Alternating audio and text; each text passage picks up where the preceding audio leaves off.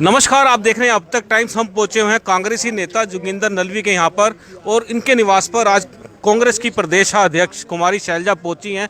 हम आपको ये बिल्कुल लाइव तस्वीरें दिखा रहे हैं। आप देख सकते हैं कि जोगिंदर नलवी के यहाँ पहुंचे हैं और जो ये तस्वीरें हम आपको दिखा रहे हैं और ये अभी पहुंचे और अभी हम साथ के साथ आपको शैलजा जी की प्रेस वार्ता भी आपको दिखाएंगे और शैलजा जी आज किन किन सवालों का जवाब देती हैं ये भी बताएं आपको। और आप देखते रहें अब तक टाइम्स और ये हम आपको बिल्कुल लाइव तस्वीरें दिखा रहे हैं। कांग्रेस के नेता जोगिंदर नलवी के निवास स्थान पर कुमारी शैलजा जी पहुंची हैं और ये बिल्कुल हम आपको लाइव तस्वीरें दिखाएंगे। आप देख सकते हैं अब तक टाइम्स पे। और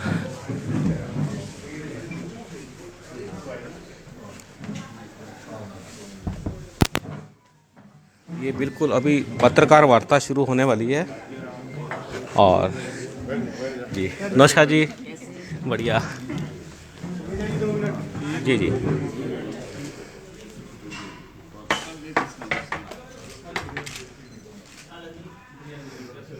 क्या कहेंगे आप मैम, आप यहाँ पहुँची हैं जोगिंदर नलवी जी के यहाँ पर।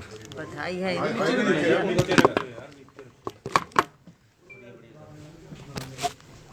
जोगिंदर जी को, निशा जी को बहुत बहुत बधाई है। नया घर एक सभी लोग अपना अपना घरौंदा बनाते हैं।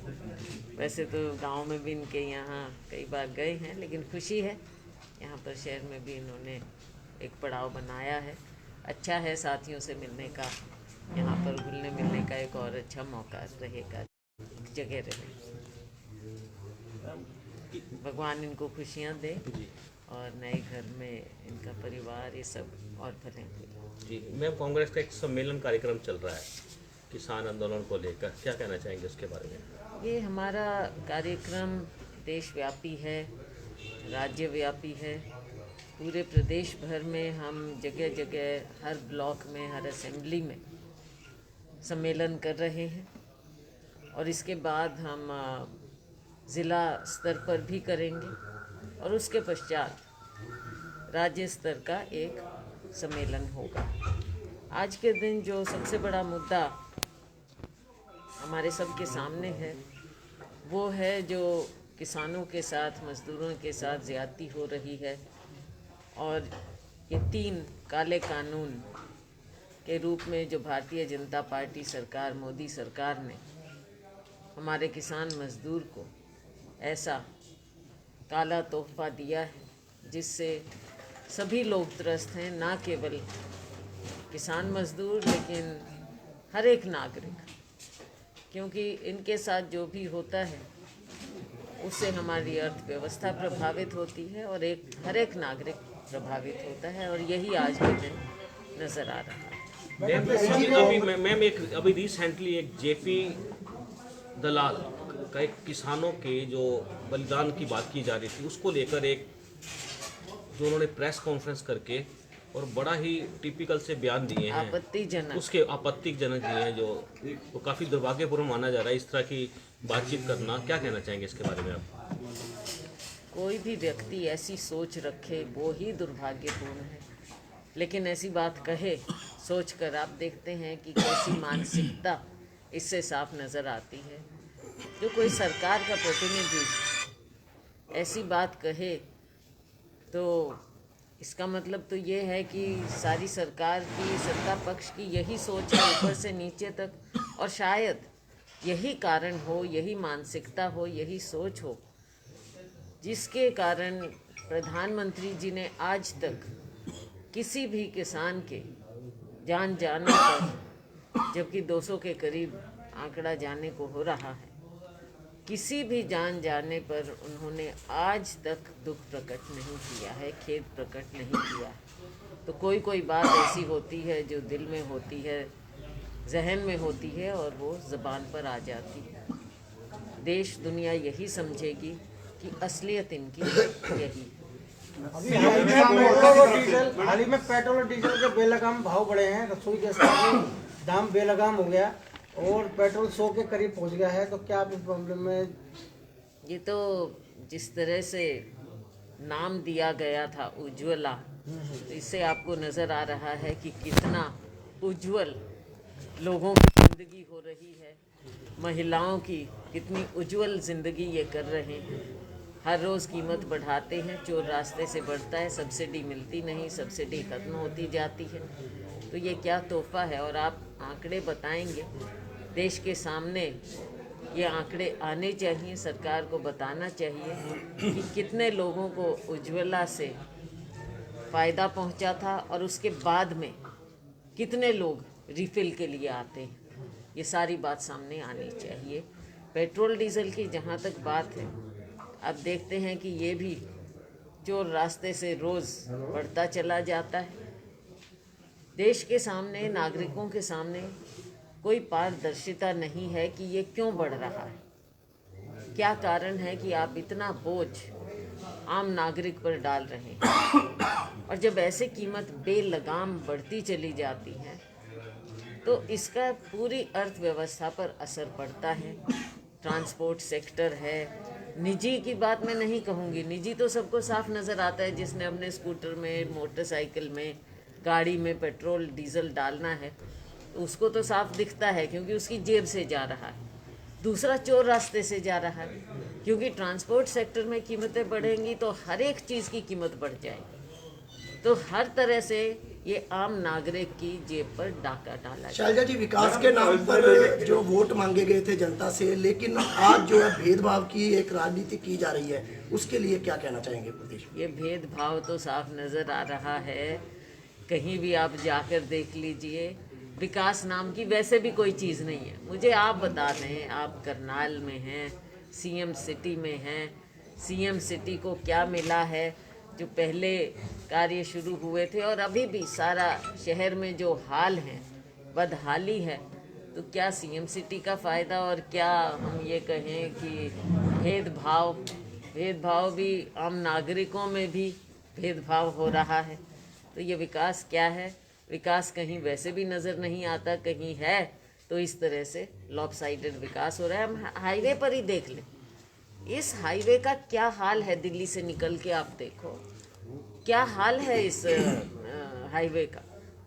पानीपत तक कम से कम मैं कह सकती हूँ, दिल्ली से पानीपत तक इतने लंबे लंबे जाम लगते हैं, कार्य ऐसी धीमी गति से चल रहा है कछुए की चाल से, और कहने को बहुत बड़े बड़े डींगे मारते। 18 फरवरी में पेट्रोल रोको अभियान को लेकर आज तक कांग्रेस ने कोई प्रदर्शन नहीं किया है, कांग्रेस का क्या स्टैंड है? देखो, जो भी ये है, पहले दिन से मैं कह रही हूँ, जो आंदोलन किसानों का है वो किसानों का आंदोलन है। कांग्रेस पार्टी ने यही कहा है कि हम किसान के साथ खड़े हैं। उनकी मांग है, हमारी मांग है कि तीनों कानून वापस होने चाहिए। आंदोलन उनका अपना है, सरकार के साथ बातचीत है वो किसान संगठनों की है। तो उनका हमारा जो है, हम राजनीतिक पार्टी हैं, राजनीतिक पार्टी का अपना जो कार्य है, आपने जैसे हमने शुरू में ही बात की, हमारे सम्मेलन चल रहे हैं, हमने ट्रैक्टर रैली निकाली, राहुल जी ने खुद जगह जगह जाकर अलग अलग राज्यों में किया, हमने किया। हमारा विरोध निरंतर सदन में भी और बाहर भी, सड़क पर भी चल रहा है, वो हमारा कार्य है। किसान संगठन अपनी नीति खुद तय करते हैं। आपकी पार्टी की तरफ किया गया है। राम भक्त जैसे बताया जा रहा है, रिंकू शर्मा की हत्या हुई है, उस पर आप क्या कहना चाहेंगे? एक आईपीएस अधिकारी के सस्पेंशन को लेकर आपके क्या विचार है? एक तरफ अगर आम आदमी कोई कंप्लेन ये करता लोकतंत्र है ना, खुलापन है। आप देख सकते हैं कि कोई कुछ बोल नहीं सकता। बेशक प्राइवेट में भी, कहीं प्राइवेट में भी कुछ बोलेंगे तो उस पर कार्रवाई होती है। मैम, आपने अभी अब कुछ कुछ समय और। बयान दिया था पार्टी की मैम, तरफ आपने से बयान आया है कि आंदोलन को कमजोर नहीं होने दिया। कल एक महिला जो नेत्री ने बयान दिया था, उस पर क्या कहना चाहेंगे जी? क्या किसी ने कुछ कह दिया किसी की जुबान पे, हमारे कोई वो ऐसी तो है नहीं कि भाई बहुत ज़्यादा इतना कहीं कुछ कह दिया किसी ने, वो जवाब अपना दे देंगे। कोई पार्टी का थोड़ा ही है ये। क्या देश में अनडिक्लेयर्ड इमरजेंसी है? हाँ जी, क्या देश में अनडिक्लेयर्ड इमरजेंसी ये है? तो आप बताएंगे। आप देखिए मीडिया के लोगों के साथ क्या बर्ताव किया जाता है, महिलाओं के साथ क्या बर्ताव किया जाता है। अफसरों के साथ क्या बर्ताव किया जाता है। ये अनडिक्लेयर्ड इमरजेंसी नहीं है तो क्या कोई ज़बान खोल कर दिखाए? कभी किसी पर रेड होता है, कभी किसी को अंदर किया जाता है, कभी किसी की ज़बान बंद की जाती, क्या है? कांग्रेस महंगाई के मुद्दे पर कांग्रेस खुलकर सामने नहीं आ रही है, विपक्ष के रूप में रहते हुए भी। पेट्रोल डीजल के जब भाव बढ़ते थे, बीजेपी उससे 1 रुपया बढ़ता था, अगले दिन प्रदर्शन शुरू हो जाता था, लेकिन कांग्रेस कहीं ना कहीं कोई भी प्रदर्शन देखने को नहीं मिल रहा। देखिए, अब किसी ने आंख मीचनी है, कुछ देखना नहीं है तो उसको हम कुछ कह नहीं सकते, लेकिन कांग्रेस पार्टी निरंतर सड़क पर अलग अलग मुद्दों को लेकर होती है, होती रही है और होती रहेगी, क्योंकि लोगों की आवाज़ उठाना वो हमारा कर्तव्य है। चाहे महंगाई हो, चाहे पेट्रोल डीजल की बात हो, चाहे ये जैसा मैंने कहा एलपीजी की बात हो, चाहे किसानी की बात हो, कोई भी मुद्दा हो, बेरोजगारी हो, समय समय पर कांग्रेस पार्टी हर मुद्दे को। ओम प्रकाश चौटाला साहब कहते हैं कि मध्यावधि चुनाव होंगे सेंटर के अंदर भी और स्टेट में भी, क्या कांग्रेस भी इससे इत्तेफाक रखती देखिए, है? वो अपनी बात रखें, हम अपनी बात रखते हैं। शैलजा जी, किसान आंदोलन में लगातार किसान जो है सड़कों पर है, लेकिन सड़कों पर किसान रहने के बाद भी जो है अविश्वास प्रस्ताव लाने वाली थी कांग्रेस, उसका क्या रहेगा इस पर? जब सदन सत्र होगा विधानसभा का तो अविश्वास प्रस्ताव लाया जाएगा। मैम, किसान आंदोलन को कभी राजनीतिक अखाड़ा बता दिया जाता है, कभी शाहीन बाग बता दिया जाता है, कभी खालिस्तान बता दिया जाता है, क्या कहना चाहेंगे इसके बारे में? कभी टेररिस्ट बता दिया जाता है, कभी कुछ, कभी क्या आजकल नए आंदोलन जीवी बता, परिजीवी, आंदोलन जीवी, नए नए शब्द सुन रहे हैं हम आजकल लोगों के प्रति।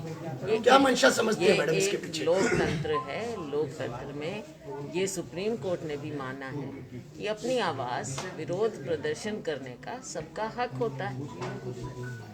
दिशा को मैडम, बीजेपी ने 258 वादे किए थे अपना संकल्प पत्र बताकर 2019 में, क्या समझते हैं कितने वादे पूरे हो उनका गए? संकल्प यही है कि असली बात को छिपाओ और लोगों को बरगलाओ, इनका संकल्प पत्र यही है। अच्छे दिन किनके लिए आए हैं? जनता डोल के अच्छे दिन आए हैं मोदी सरकार के और इनके हम दो हमारे दो के। मैम, संगठन का विस्तार कब से करने जा रहे हैं? सबका बहुत होगी। मैम, संगठन का विस्तार कब करने जा रहे हैं? इलाहाबाद और कालका में चुनाव को लेकर क्या तैयारियां हैं कांग्रेस की? देखो, कालका की जहाँ तक बात है, आपने देखा कि वहाँ की स्थिति अलग थी और जिस तरह से, जिस तत्परता से माननीय स्पीकर साहब ने उसमें एक्शन लिया, ये कोई लोकतांत्रिक परंपरा का हिस्सा नहीं था, लेकिन उसको लीगली भी फाइट किया जा रहा है और आगे देखेंगे क्या स्थिति बनती है, लेकिन जो स्थिति होगी उसके लिए हम तैयार हैं, कांग्रेस पार्टी तैयार अगर है। कांग्रेस की सरकार आती है तो सबसे पहले कार्य क्या होगा आम जनता के लिए? देखो, सबसे पहले बहुत कार्य हैं, बहुत कार्य है करने के, लेकिन मैं ये पहले बात की नहीं है, क्योंकि सबकी अपनी अपनी प्राथमिकता होती है। वो कहते हैं ना, जिसका जूता जिसको जहाँ पर लग रहा है तो उसको ही पता है कि क्या दर्द है, तो सबकी अपनी अपनी, लेकिन जन सेवा हमारी प्राथमिकता रही है और रहेगी। मैम, एक इम्पोर्टेंट सवाल है, करनाल को लेके एक फुल प्रूफ फार्मूला लेकर आई थी सरकार की, रजिस्ट्रियां होंगी, अवैध कॉलोनी की रजिस्ट्री नहीं होंगी, एनडीसी जो नो ड्यूज सर्टिफिकेट है उसमें भी घोटाला हो गया है, करीब बताया जा रहा है 650 लोगों के खिलाफ एफआईआर दर्ज करवाई गई है, यानी इतना फुल प्रूफ क्लेम होने के बाद ये जो घोटाले हो रहे हैं, पीले पंजे चल रहे हैं, क्या सोचते हैं? और इस स्तर पर, इतने व्यापक स्तर पर हो सकता है क्या? आप ये बताइए कि ये हुआ कैसे? जिस दिन से ये सरकार आई है, ये तो घोटाला सरकार है, स्कैम सरकार है, रोज नए नए घोटाले होते हैं। क्या क्या गिनाए, चाहे शराब लो, चाहे रजिस्ट्री लो, चाहे ये आपने सीएम सिटी, सीएम जिले में ये कार्य हो रहा है। शुरुआत करनाल से ही होती है। करनाल सीएम सिटी है तो आपका कुछ ना कुछ तो प्रोमिनेंस होनी चाहिए ना। नाराज कार्यकर्ताओं के आपकी डिस्टिंक्शन है कि हर चीज में यहाँ पर शुरुआत हो, सीएम यहाँ से शुरुआत हुए, घोटाले यहाँ से शुरुआत। शैलजा जी, नाराज कार्यकर्ताओं के लिए क्या हाईकमान का कुछ है? सरकारी पोर्टल हैक हो गया। कोई नाराज नहीं है। मैम, सरकारी पोर्टल हैक कर लिया, बड़ी गजब की बात होगी। ये चीज़ें तो देखो टेक्निकल बातें, इसको देखना पड़ेगा, क्योंकि अगर सरकारी पोर्टल हैक होता है तो उससे सुरक्षा किसकी? जो आम नागरिक है, डेटा है, उस सब बातों पर। और आज के दिन एक ये बहुत बड़ा मुद्दा है जो कहा जा रहा है और जिस पर डिबेट है कि ये साइबर सिक्योरिटी का जो मुद्दा है, सरकार को डेटा सिक्योरिटी के लिए कुछ करना चाहिए, उसके कानून, ये एक अलग मुद्दा है और इसको बहुत गंभीरता से लेना पड़ेगा सरकार। ठीक है मैम, धन्यवाद।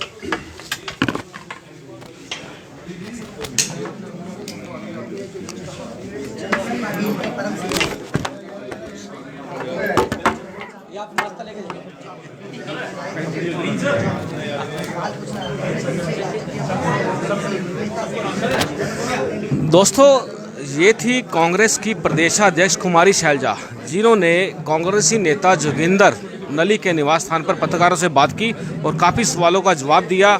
आप देख रहे हैं अब तक टाइम्स। शैलजा ने एक बात जरूर कही है कि जो ये सरकार है, ये घोटालों की सरकार है, ना कि जनहित में कार्य करने वाली। आप देख रहे हैं अब तक टाइम्स। मैं हूँ विकास सुखीजा, अपने साथी कृष्ण के साथ। नमस्कार, जय हिंद, जय भारत।